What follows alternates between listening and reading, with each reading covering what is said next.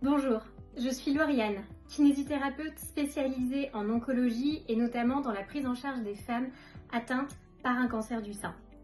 Aujourd'hui, avec la CPTS Iroise, nous souhaitions vous proposer une vidéo de prévention sur le cancer du sein. Tout d'abord, rappelons l'importance de la mammographie de dépistage. Cette mammographie de dépistage est proposée aux femmes entre 50 et 75 ans tous les 2 ans. Pour cela, ces femmes reçoivent une invitation de la part du CRCDC pour réaliser cette mammographie. Cette mammographie est prise en charge à 100% par la sécurité sociale et contrairement à une mammographie qui serait prescrite par votre gynécologue, sage-femme ou médecin traitant, cette mammographie de dépistage est lue par 2 radiologues différents, ce qui permet de limiter le risque d'erreur. En France, seulement une femme sur 2 réalise cette mammographie de dépistage. Nous sommes persuadés que nous pouvons améliorer ces chiffres. La mammographie est importante, mais ce n'est qu'une photo à un moment donné. Elle ne remplace en rien un suivi gynécologique régulier. C'est pour cela qu'on recommande à toutes les femmes à partir de 25 ans d'aller chaque année consulter leur gynécologue, leur sage-femme ou leur médecin traitant afin d'avoir une palpation mammaire médicale tous les ans et plus ou moins le frottis. On en profite pour vous rappeler que le frottis est recommandé à partir de 25 ans, de 25 à 30 ans tous les 3 ans et de 30 à 65 ans tous les 5 ans. Ainsi, chaque année, vous allez consulter votre professionnel de santé qui va observer et palper votre poitrine. Mais sur une année, votre poitrine peut se modifier. C'est pour cela que nous allons vous présenter l'autosurveillance afin que chez vous, en autonomie, vous puissiez également prendre soin de vos seins. Plus cette autosurveillance est régulière et plus vous allez connaître votre poitrine, que ce soit visuellement mais également au toucher. Idéalement, cette autosurveillance serait à réaliser tous les mois. Mais si cela est trop pour vous, une fois tous les 2 mois, une fois par trimestre, c'est toujours mieux que jamais. Ce qui est très important dans cette autosurveillance, c'est surtout de la réaliser toujours à la même période du mois, pour être sûr de toujours observer et palper la même chose. En effet, au cours du mois, sous l'effet des hormones, avec votre cycle, la structure du sein va se modifier. Des structures vont apparaître, vont disparaître. Tout cela est tout à fait normal. Si vous réalisez votre autosurveillance toujours à la même période du mois, vous êtes sûr de toujours observer et palper les mêmes structures.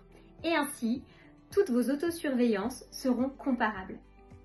Petit conseil, si vous avez vos règles, réalisez cette autosurveillance et notamment l'autopalpation 1 semaine après la fin de vos règles. En effet, c'est là qu'en général, la poitrine est la moins sensible et cela sera donc moins inconfortable pour vous de réaliser votre autopalpation. Et justement, de quoi est faite cette autosurveillance? Eh bien, tout d'abord, de l'observation. Je vais me placer devant un miroir avec une bonne lumière afin d'observer ma poitrine et de voir si elle est comme d'habitude. Pour cela, si c'est possible pour vous, placez les mains au-dessus de la tête afin de dégager les aisselles et de pouvoir également les observer en plus de votre poitrine. Si cela n'est pas possible pour vous, du fait de l'amplitude de vos épaules, placez les mains sur les hanches, les coudes légèrement en arrière et observez-vous de la même façon sous toutes les coutures. Cette observation est vraiment très importante. En effet, le cancer du sein, ce n'est pas qu'une petite boule qu'on peut palper. Le cancer du sein peut également présenter des symptômes visuels. Un creux ou une masse qui apparaissent au niveau de votre poitrine. Une rougeur qui persiste dans le temps. Un effet peau d'orange au niveau de la peau. Le mamelon qui se rétracte. Un écoulement inhabituel au niveau de ce mamelon. Tout symptôme visuel, toute différence par rapport à d'habitude et qui persiste dans le temps doit être montré à un professionnel de santé. Une fois que vous vous êtes observé sous toutes les coutures et que vous avez constaté que votre poitrine est comme d'habitude, qu'il n'y a pas de différence, vous pouvez passer donc à l'autopalpation à proprement parler. Pour cette autopalpation, nous vous recommandons d'utiliser les 2 mains. En effet, une main va pouvoir faire contre-appui pendant que l'autre main vient palper. En effet, le sein est fait de beaucoup de tissus graisseux. Cela sera donc beaucoup plus facile d'avoir une main qui fait contre-appui afin que l'autre puisse venir vraiment palper en profondeur. En effet, le principe de l'autopalpation, ce n'est pas juste de rester de façon superficielle au niveau de la peau, mais vraiment de venir chercher en profondeur au niveau de votre poitrine. Pour réaliser cette autopalpation, il existe plein de techniques. De gauche à droite, de bas en haut, par cadran. Aujourd'hui, nous allons vous montrer la technique de l'escargot. Il n'y a pas une technique qui est meilleure que l'autre. La meilleure des techniques, c'est celle qui sera le plus facile pour vous à réaliser régulièrement. Pour la technique de l'escargot, et pour les autres par ailleurs, vous allez commencer par palper au niveau de l'aisselle. Pour cela, si possible, placez votre main au-dessus de la tête et venir vraiment crocheter au niveau de l'aisselle pour voir si votre aisselle est bien souple, si vous ne sentez rien de différent, rien de particulier au niveau de cette aisselle. Et ensuite, vous allez venir faire l'escargot au niveau de votre poitrine en partant de l'aisselle et vous allez venir contourner tout votre sein en prenant tout d'abord très large, en remontant bien vers la clavicule, car en effet la glande mammaire ce n'est pas que le sein. Votre glande mammaire s'insère jusqu'à la deuxième côte.